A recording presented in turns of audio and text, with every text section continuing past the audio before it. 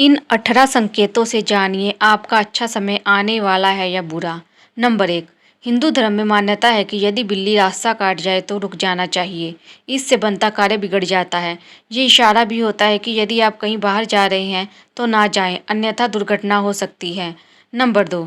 यदि घर के भीतर छछूंदर घूमती है तो ये संकेत है कि धन में वृद्धि होने वाली है।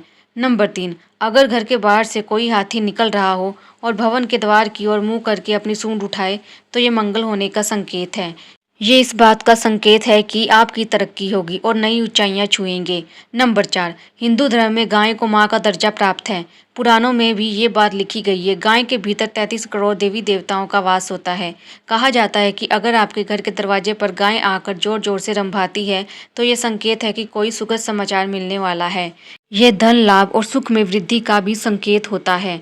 नंबर 5। यदि रास्ते में गाय मूत्र विसर्जन करती दिखाई दे तो यह संकेत है कि आने वाली विपत्ति टल गई है। नंबर 6। यदि घर के बाहर व कहीं पर जाते समय बिल्ली रोती दिखाई देती है तो ये घर परिवार पर आने वाली किसी बड़े संकट का संकेत है। नंबर 7। आप किसी जरूरी कार्य से बाहर जा रहे हैं और रास्ते में लड़ती हुई बिल्लियां दिखाई दे तो समझ जाइए कि काम नहीं बन पाएगा। नंबर 8।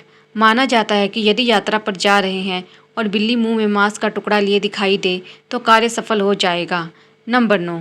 कहा जाता है कि यदि घर में पला हुआ कुत्ता कई दिनों से रो रहा हो तो ये संकेत होता है कि घर में कोई बड़ी विपदा आने वाली है। वहीं दूसरी ओर यदि आपके पास कोई कुत्ता आकर लेटने लगे तो ये संकेत है कि कुछ अच्छा होने वाला है। यदि घर के बाहर कुत्ता भवन की ओर मुख करके सोए तो घर पर कोई विपत्ति आने वाली है। नंबर 10। ग्रह दोष शांति के लिए हम चींटियों को आटा डालते हैं। इससे दोष खत्म होते हैं और जीवन में शांति भी आती है। ये भी हमें शुभ अशुभ संकेत देती है। नंबर 11। चींटियों का समूह घर की दीवार पर घूमता दिखाई दे तो ये ऐश्वर्य में वृद्धि का प्रतीक है। यदि चींटियां लाइन में चलती दिखाई दे और लाइन आड़ी तिरछी है तो ये मतभेद का इशारा होता है। नंबर 12।